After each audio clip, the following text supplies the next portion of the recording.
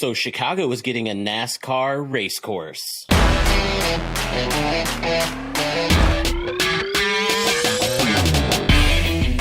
Welcome back to another episode of the HeyUSA podcast. My name is Nick Garcia, senior reporter at PlayUSA, and with me, as always, is Brant James, lead writer, PlayUSA.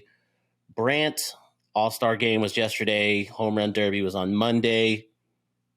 Do they need to keep it around? Do they need to get rid of the All-Star Game, much like they get rid of the Pro Bowl in NFL? Or do you enjoy the sport of baseball too much to let it go? I do. I think we've talked about this before. I think the Major League Baseball All-Star Game is the best of the four by far. Not close because you get the closest version of the real product in baseball as opposed to an NBA game, which is even more offense, an NHL game, which is an obscene amount of not touching each other and firing 100 shots at the goalies, in the NFL, at the Pro Bowl, which is simply absurd. I like it. I was left a little flat by both the Home Run Derby and the All-Star Game this year, but it went just pulling back. Great events, always look forward to it, and yeah, that's got to stay. Did you have Juan Soto winning the Home Run Derby, or did you think it was going to be Pete Alonso to lose? Funny story about that. Living in a non-legal sports betting state, I was patronizing Prize Picks this week for that, and it's actually the perfect DFS type game platform for this. And I thought I was the smartest mofo in the whole world. So you pick 3 or 4, whatever you want. You have to hit a certain percentage, like 2/3 of them, 3/4 of them to get some of your money back. And if you hit all of them, you sort of double up your money depending on how much you bet. So I had this thing figured out. It was so easy. I was just going to be counting money.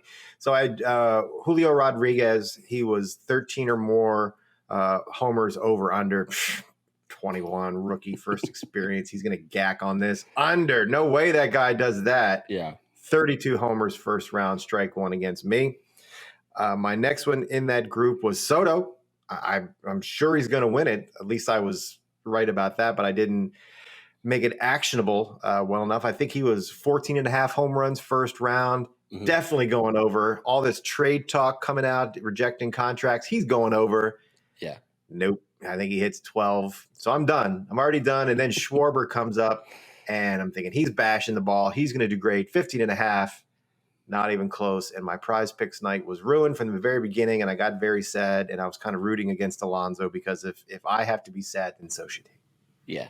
I had Acuna going a little bit further than he did. Albert Pujols, I was surprised. For some reason, that didn't register with me that he was even in the Home Run Derby. In my mind, I was like, he's going out with a bang. He wants a home run title before he sails off into the sunset in the Hall of Fame. I was hoping that Julio Rodriguez would just hit like 50 home runs. Like he was just on pace to crush it every round. I wasn't that impressed with the final one. That could just be fatigue. I mean, they're just taking hacks every few seconds. It's very hard. It looks tiring. It's hot. It's in LA. Their uniforms are probably drenched in sweat. It's crazy.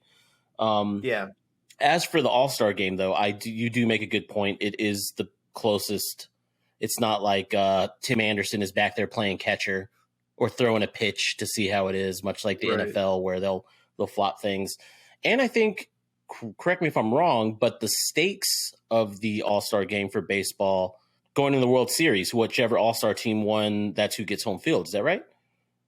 They still do that? You caught me flat-footed on that. I don't know.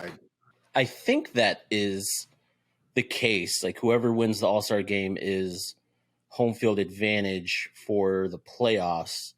But yeah, I think it is simulating the real deal.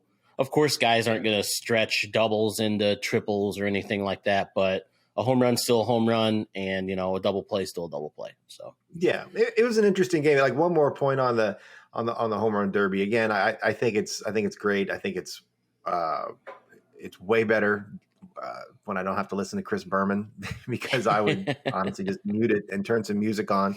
I was actually on the ESPN2 feed because they had a lot of had a lot of stats. They had the ball track and a lot of fun Mm-hmm. stuff on there. But it was missing some sexiness. There was no Judge. There's no Aaron Judge. There was no Devers. There was no Gladdy. No Bryce. Yeah, exactly. Yeah. I mean, but it was missing something. The All-Star game was fun. It was close. I love the National League's uniforms. I didn't quite understand the American League's uniforms. They were sort of these industrial janitorial outfits. I mean, if the game was in Pittsburgh or Cleveland, Makes sense. I get it. I mean, they didn't offend me, but Yeah. they look like, like the Ghostbusters that had a really dirty night, or something. It didn't really fit for LA. Maybe it does with the smog. I don't know. Maybe they were white and the cloud rolled in. But it was a good game. But some of the more interesting parts for me were the communications, getting to hear the pitchers, the Cortez and Trevino talking to each other, and Manoah bantering back and forth with Smoltz, which I thought was just great. That was good stuff. I like the mic'd up stuff. That was good.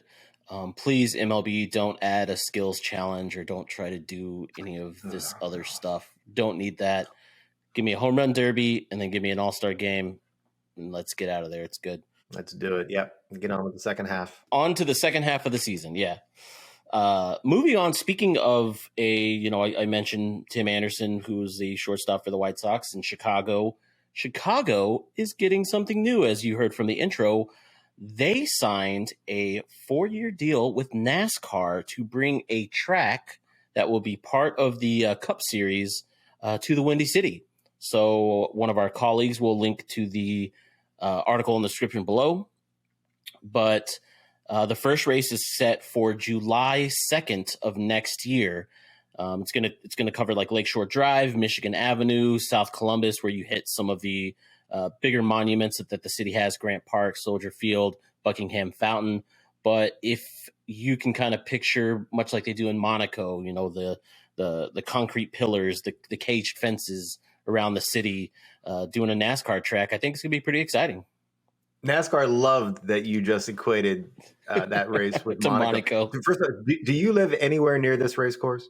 I do not. I live on the south side of the city, so it wouldn't be anywhere close. Okay, so you might have a good time with it. If your life was in any way impacted by this race course and the setup of these race courses, people don't realize it takes weeks to set these things up. All the commerce and all the grocery shopping and all the dog pooping that's going to go on in real life near that race course is just going to stop. And oh, Mike, just it's going to be wonderful when you wake up to these cars practicing. I covered NASCAR for many years, as you know.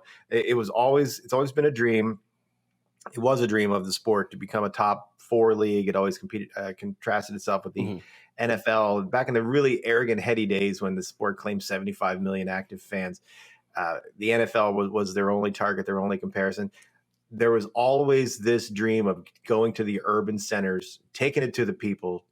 It was Chicago came along a couple of years ago, the idea of that, but they've gone to LA, they've gone inside the Coliseum, iconic backdrops. They race on dirt now once a year.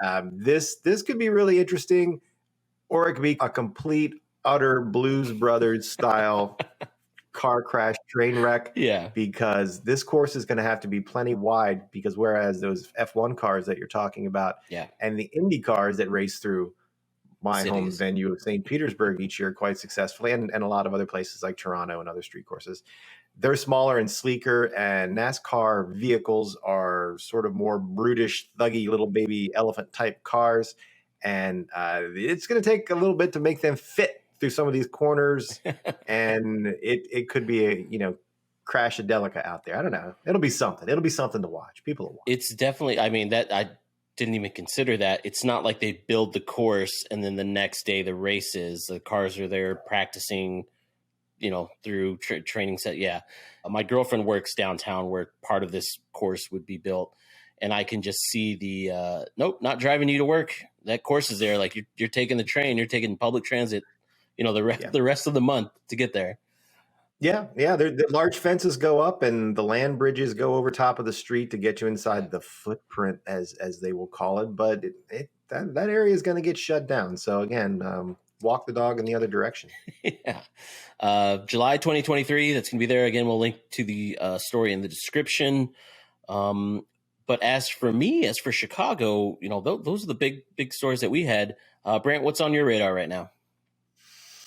What's on my sport radar? Look at the segue I just made there. Milking the last bit out of the National Council of Legislators from Gambling States, nice legs as we like to call it, in Boston from a few weeks ago. We had a nice chat with Brandt Iden. Every time I talk with this man, I emphasize that he spells his name wrong, but he insists on keeping the D in it. It seems to be a point of contention, and he's just being obstinate at this point.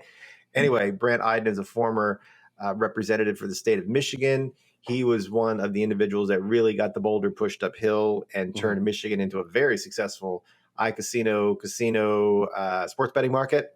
Yeah. And since then, he has parlayed that into a gig as the head of government affairs, US for Sportradar. So his job is to stand on his tippy toes and look out over the horizon and try to discern what's going to happen in the gambling landscape way into the future. So we had a few minutes with Brandt Iden, and let's take a listen to his thoughts on 2022 and 2023 and beyond. A couple of years ago, it was sports betting. Is it surprising to you that it's 30 plus states now when it's took so long to get the ball rolling, and now here it is in many places? And now we're working very quickly. So I'll answer that a couple ways. I'm not shocked. I knew that once PASPA was overturned, we'd get here pretty quickly, and I'm very confident that we're going to continue to pick up states. I know we had and I say that with knowing that we had a tough year this year legislatively. Obviously, we've still got Mass that is in play, but that's to be expected. Yeah, I mean, it was an election year, it's a redistricting year, a lot of things that play out there. And it's tough to take gaming votes in a tough election year, and I get that. It's tough to bring coalitions together to get over the finish line. But now, as you say, we're in 35 jurisdictions that are preparing for launch or have launched, and that's exciting. I mean, that's huge. And I continue to say we're going to get there where the entire map will be able to bet in every state we're in. And people always say, "Well, are you sure?" And I go, "We're going to get there. It may take us a while. Even a broken clock is right twice a day. We're going to get there eventually." That's right. So I'm excited about it. All right, that's Brandt Iden, Sportradar's head of government, US, speaking to Play USA at Nice Legs, Nickel G, some people call it, Boston a few weeks ago. Lots of informative stuff there, I would say. How'd you like looking into the future there, Nick? Well, first off, Brandt I've spoken with him many a times, knowledgeable guy. Makes a lot of sense, touching off of the points that he made. iCasino is the big thing on the horizon, much like sports betting was. Sports betting has, I would safe to use the phrase, calm down a bit, all the big states except for the big three of California, Texas, Florida.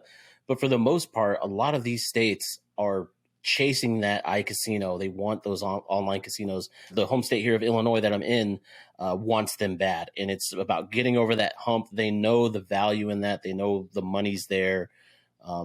That's going to be a topic of discussion for the next, I would say, 5 years. Absolutely. I mean, states that have, as you know, states that have sports betting and iCasino are making well more than 80% of their gaming revenue on iCasino. So sports betting is the thing to get you interested and get you over to iCasino. That's the hook right there. That's the hook. Casino. With that, though, I mean, Brant, do you have anything else to touch on? Take your dog out to pee before the NASCAR race. Self-plug for myself. If you enjoy sports betting, I worked on a little cartoon called The Sports Bettor over on We Are the Television. Search that in the YouTube to get a look at that. But as usual, like, follow, subscribe. Check us out on Twitter. If you have any questions, we're always open. What do you say, Brant? I say, I think that's a great suggestion. I'm a little offended I didn't get a screener on your little cartoon thing there, but I'm just going to put on my big boy pants and go watch it now. All right. We'll catch you guys on the next one.